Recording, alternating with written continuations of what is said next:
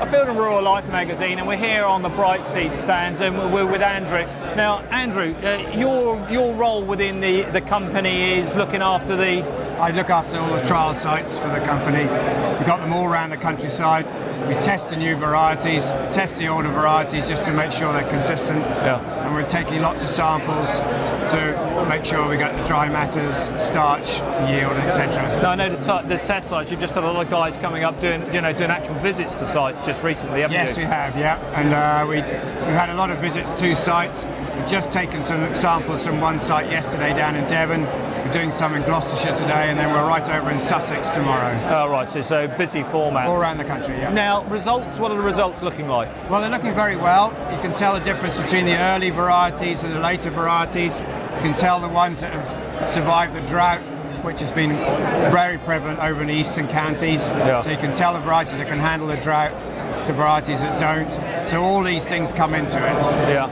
Are you getting a lot of feedback from the guys at the moment? What's been good and what's been bad? Oh yeah, an awful lot of feedback. We rely a lot on the farmers to tell us what they think, because they're obviously monitoring the sites for us, because it's all done on a farmer's field. Yeah. Very much a farmer-based trial, yes, rather than a scientific type trial. Yeah. Very much what's happening in that field over the year. So very much visual, very hands-on in this case. Yeah, and we do visual assessments as well. So now, some of the corns that we've got here, now just explain sort of what's happening here. This is obviously from one or two of the different sites. Yeah.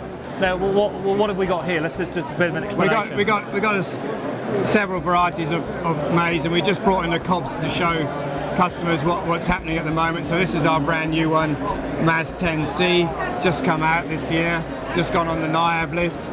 And then you've got some of the older varieties like this one here. This is Harvey. It's a grain maize, so you can tell that it's a lot more mature than some of the forage varieties, and the grain is almost ready for crimping this week really. Yes.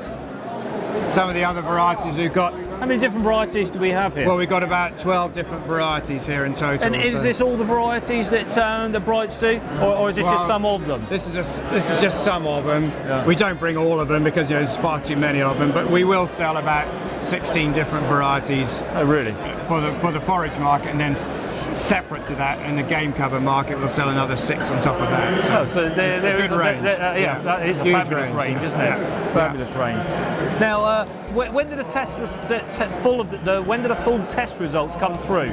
Well, we'll have them finished by the end of the month, and then we'll collate them all, and we'll print them all up in a trials booklet, which we then send out to customers so that they can have a look at it over the winter time, and then we'll discuss it with them in the springtime when it comes to ordering seed. Fine. So roughly when do you think we're going to be seeing that the data sheets coming through? It maybe end of November, beginning of December? End of November. Our timetable is that we'll have it all ready for the trip when we have our trip to France, where we take We've heard all customers about out the to trip to France. France as well. Very enjoyable really trip, I do believe. Very important part of our business. Absolutely. Yeah. Well, again, there you've heard it. Field and Rural Life magazine are going to be receiving all the database end of November, beginning of December's issue.